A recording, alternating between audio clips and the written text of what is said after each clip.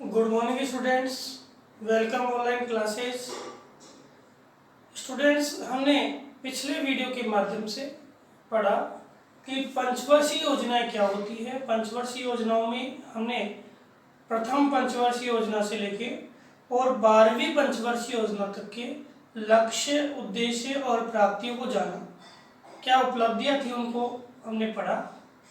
साथ ही हमने पढ़ा कि क्षेत्रीय नियोजन क्या होता है और केंद्रीकृत नियोजन और क्षेत्रीय नियोजन में क्या अंतर है और प्रादेशिक असंतुलन किस प्रकार उत्पन्न होता है और प्रादेशिक असंतुलन को दूर करने के लिए किस प्रकार का नियोजन आवश्यक है। कौन सा नियोजन आवश्यक है?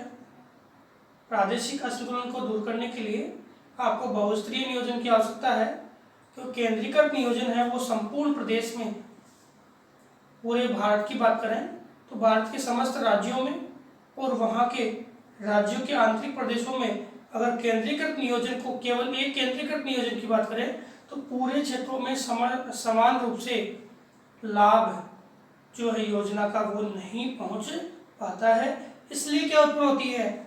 असमानता। इसके साथ ही हमने कुछ क्षेत्रीय विकास कार्यक्रम पढ़े, जिसमें मरु विकास कार्यक्रम है, पर्वतीय क्षेत्र विकास कार्यक्रम है, जनजातीय क्षेत्र विकास कार्यक्रम है। इसका अध्ययन भी हमने अपने पिछले वीडियो के माध्यम से किया। हमने पार्ट यानी लेसन नंबर 21 वो कंप्लीट पढ़ लिया।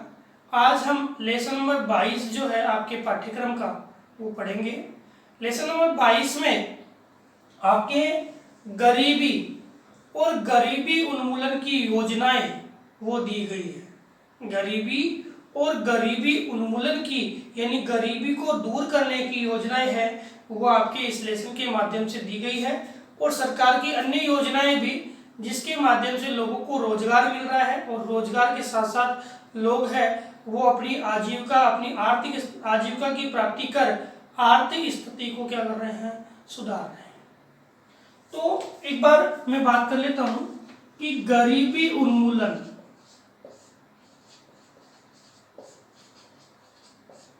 का सबसे पहले जो नारा था वो कौन सी पंचवर्षीय योजना में लगा? 5वीं पंचवर्षीय योजना में। कौन सी में लगा? 5वीं में। और 5वीं में किसने नारा दिया? इंदिरा गांधी ने।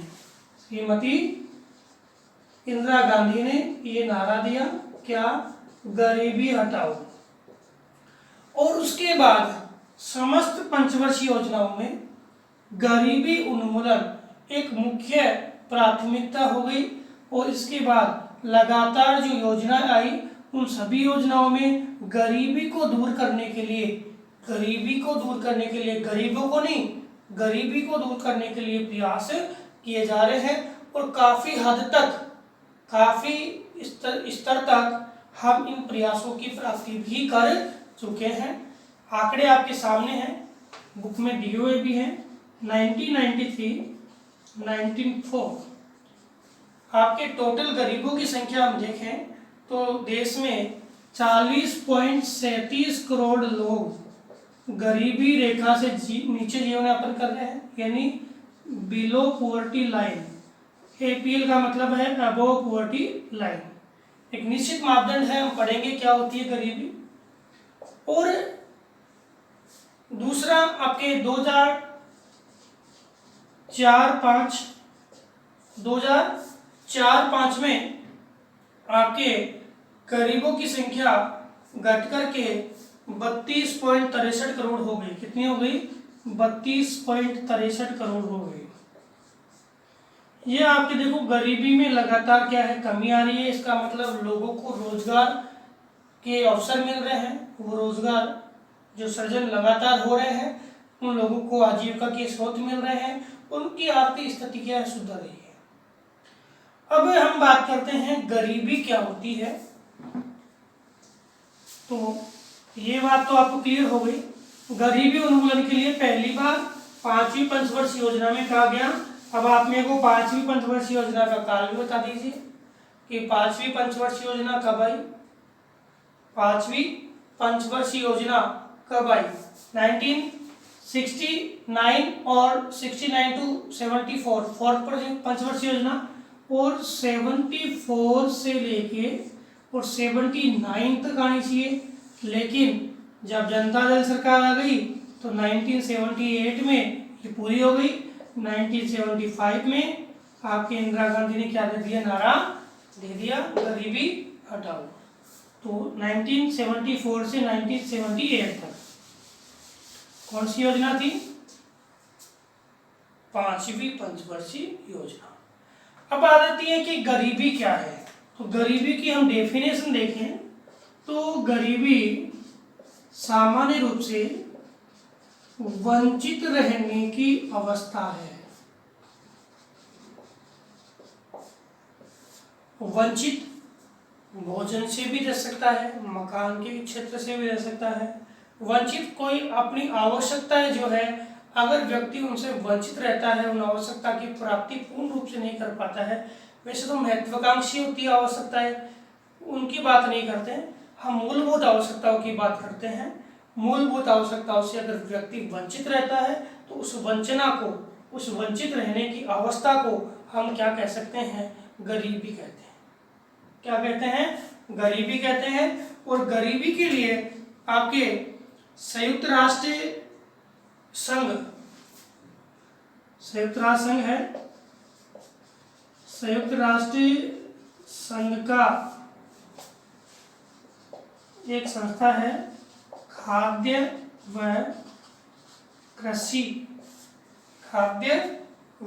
कृषि आयोग। उसके पहले निदेशक थे लॉर्ड बायर और, याद कर लेना, प्रश्न आ गया है ऐसा, लॉर्ड बायर और है खाद्य और कृषि जो है आयोग है, उसके पहले निर्देशक थे ये। उन्होंने गरीबी की परिभाषा दी। उन्होंने कहा कि अगर व्यक्ति 2300 कैलोरी से कम ऊर्जा प्राप्त करता है, कम एनर्जी प्राप्त करता है, कम पोषण प्राप्त करता है, तो कौन सी श्रेणी में आएगा, गरीबी की श्रेणी में आएगा। इन्होंने 2300 कैलोरी को गरीबी का क्या मान दिया, मापदंड मान दिया। और ये ऊर्जा प्रतिदिन प्रति व्यक्ति द्वारा, ऐसा नहीं है आप सबके लिए मान लें, प्रतिदिन और प्रति व्यक्ति द्वारा 2300 कैलोरी ऊर्जा से अगर कम ऊर्जा व्यक्ति क्या करता है, उपयोग करता है, तो उसको हम क्या है, गरीबी रेखा की श्रेणी में मानते हैं। ये किसने कहा, संयुक्त राष्ट्र संघ की एक संस्था खाद्य एवं कृषि जो आयोग है, उसके प्रथम निदेशक लॉर्ड बायड और।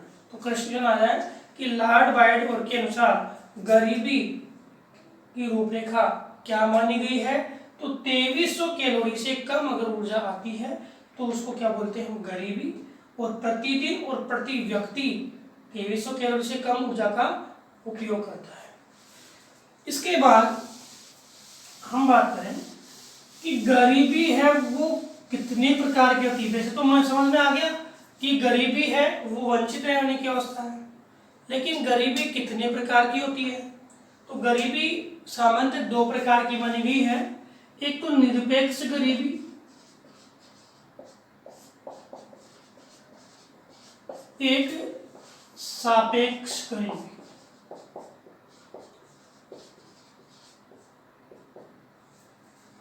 निरपेक्ष गरीबी क्या है, देखो, गरीबी, निरपेक्ष गरीबी वो है जिसमें मूलभूत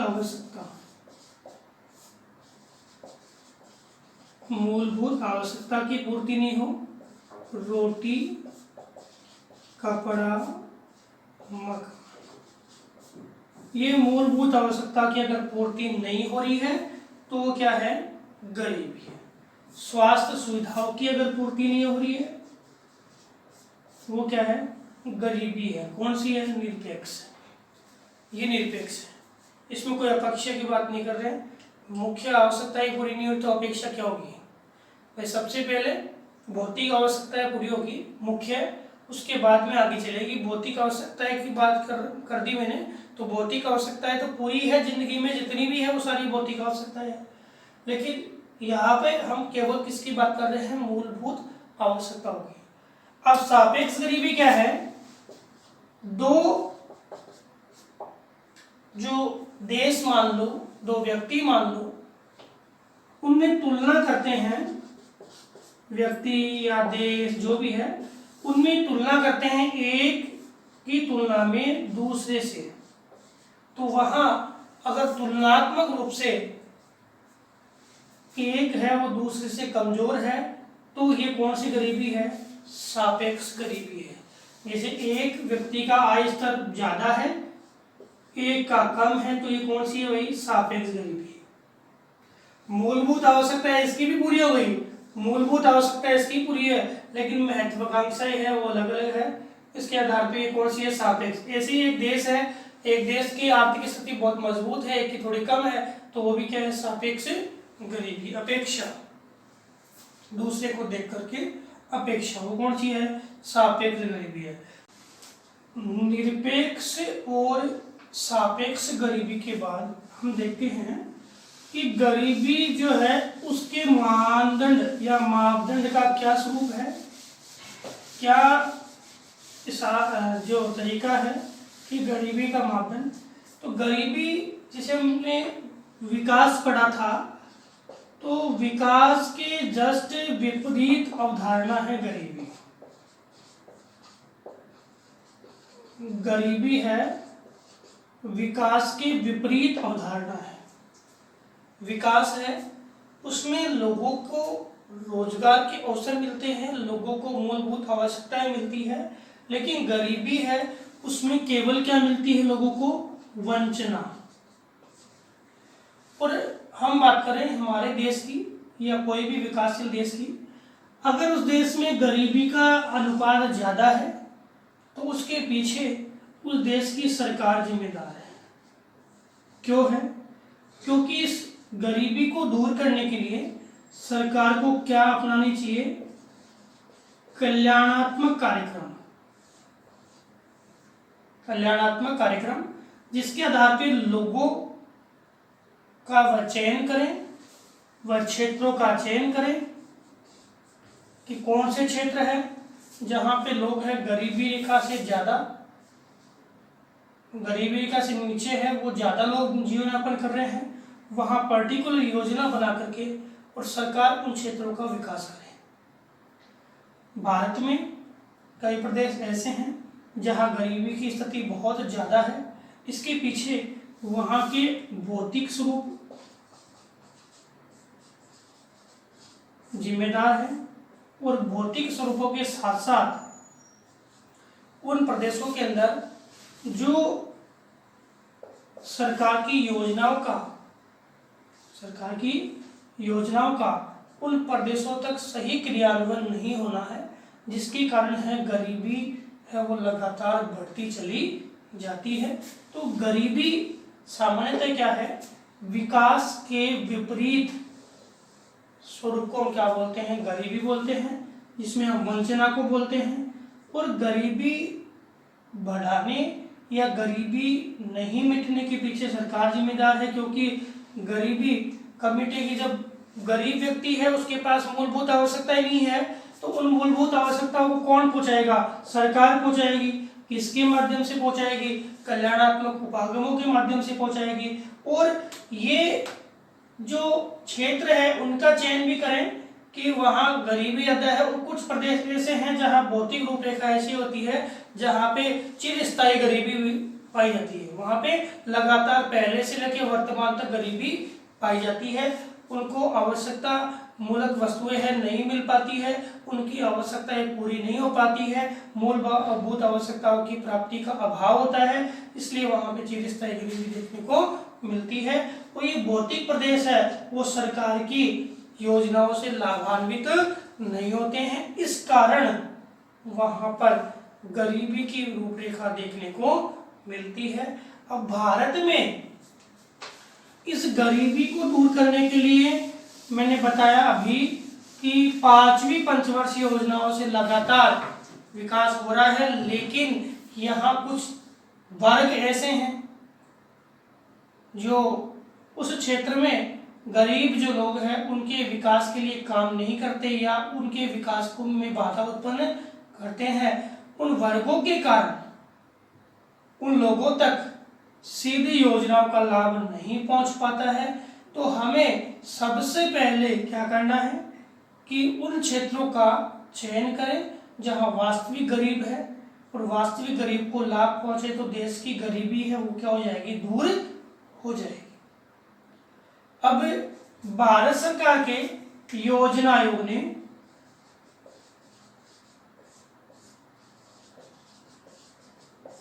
गरीबी रेखा से नीचे जीवन यापन करने वाले लोगों के लिए जो मापदंड माने वो एक तो है न्यूनतम कैलोरी ऊर्जा। न्यूनतम कैलोरी ऊर्जा कितनी आवश्यकता होती है, और एक जो आय है, जो प्रति व्यक्ति प्रति माह है जो व्यय है, व्यय किसके अनुसार करेंगे, आय के अनुसार, तो प्रति व्यक्ति प्रति माह है व्यय, ये दो आधार माने जिसके आधार पे गरीबी का चयन कर रहे हैं, गरीब लोगों का चयन कर रहे हैं। इसके आधार पे देखें तो योजना आयोग ने जो आपके ग्रामीण क्षेत्र है उनमें 2400 कैलोरी ऊष्मा या ऊर्जा कहाँ पे, ग्रामीण क्षेत्रों में, और 2100 कैलोरी ऊर्जा है वो आपके कहाँ पे, नगरीय क्षेत्रों में। अगर इससे कम ऊर्जा कोई व्यक्ति उपयोग कर रहा है तो वह कौन सी श्रेणी में आएगा, गरीब की श्रेणी में आएगा। किसकी श्रेणी में आएगा, गरीब की श्रेणी में आएगा, यानी गरीबी रेखा से नीचे अर्थात बीपीएल की श्रेणी में वो आएगा। गरीबी रेखा से नीचे या बीपीएल की श्रेणी में वो व्यक्ति आएगा जो 2400 कैलोरी है वो ग्रामीण क्षेत्रों में, 2100 कैलोरी है वो नगरीय क्षेत्रों में, उससे कम अगर वह उपयोग करता है। इसके बाद हम आय की व्यय की बात करें तो तेंदुलकर समिति है, सुरेश तेंदुलकर की समिति, उसके अकॉर्डिंग आपके ग्रामीण क्षेत्रों में, रूरल एरियाज में कम खर्चा होता है तो 27 रुपीज पर डे, और जो ग्रामीण क्षेत्र है और नगरीय क्षेत्र या शहरी क्षेत्र है, शहरी क्षेत्र में वह आपके 33 रुपए अगर प्रतिदिन से ज्यादा कम व्यय करता है तो वह क्या होगा, आपके गरीब की श्रेणी में आएगा। किसमें आएगा, गरीब की श्रेणी में आएगा। यह आपके आंकड़ा है 2011-12 का। वैसे आप कहोगे अब महंगाई इतनी बढ़ रही है तो 33 रुपये में और 27 रुपये में एक व्यक्ति की बात हो रही है, परिवार की नहीं, एक व्यक्ति की बात हो रही है। 27 रुपये ग्रामीण और शहरी क्षेत्रों में 23 रुपये है 2011-12 के अनुसार। वो क्या है, गरीबी, इससे कम अगर व्यय कर रहा है तो गरीब या गरीबी रेखा से नीचे यानी बीपीएल के अंतर्गत वो व्यक्ति आता है। इसके अतिरिक्त तेंदुलकर जो समिति है और सी रंगराजन समिति है, इन्होंने गरीबी रेखा से नीचे जो जीवन यापन करने वाले लोग हैं उनके संदर्भ में जो अपनी गणना की, उसके अनुसार 2011-12 के अनुसार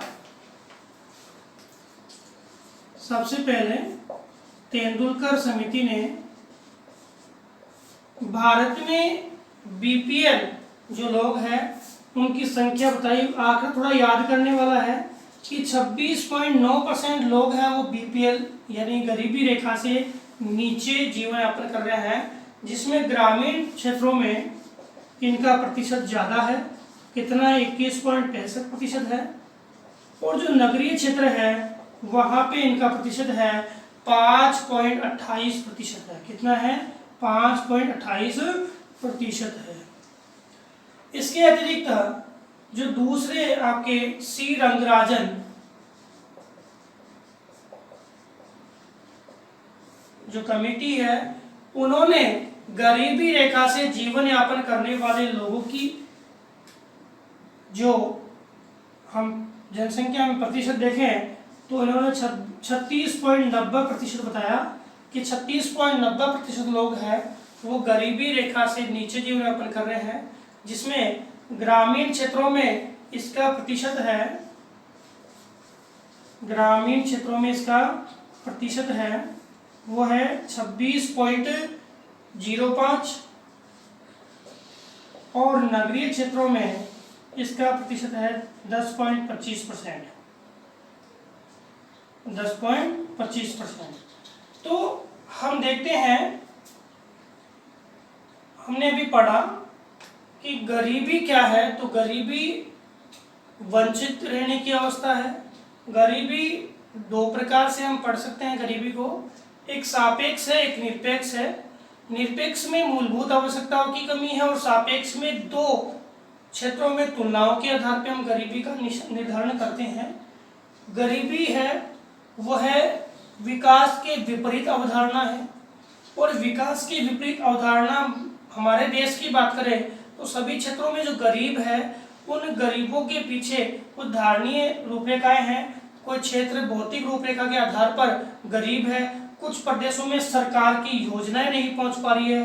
कुल मिला के जो गरीबी है उसके पीछे किसका? सरकार का अहम रोल है, क्योंकि कल्याणात्मक उपागम के आधार पर गरीब आगे बढ़ सकता है, और कल्याणात्मक उपागम गरीब को नहीं मिलते हैं तो वो चिरस्थायी गरीबी हो जाती है उसकी, यानी उसकी जीवन भर की गरीबी हो जाती है उस क्षेत्र की। और गरीबी के लिए योजना आयोग ने कुछ मापदंड माने कि कौन बीपीएल में है। तो बीपीएल में कौन है? जो 2100 कैलोरी है वो शहरी क्षेत्रों में, और 2400 कैलोरी है वो ग्रामीण क्षेत्र में उपयोग करता है, वो उससे नीचे वाला जो है वो क्या है?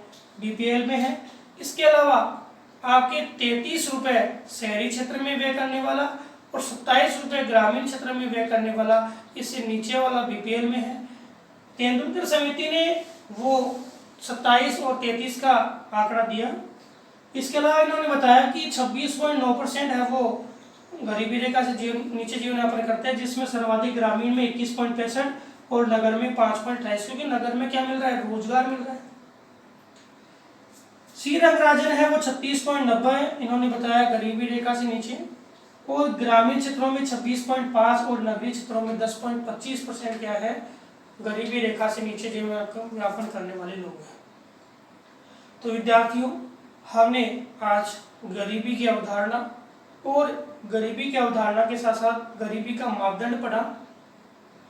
अगले वीडियो के माध्यम से भारत में जो गरीबी उन्मूलन के लिए कौन कौन सी योजनाएं सरकार द्वारा चलाई गई उनको पढ़ेंगे।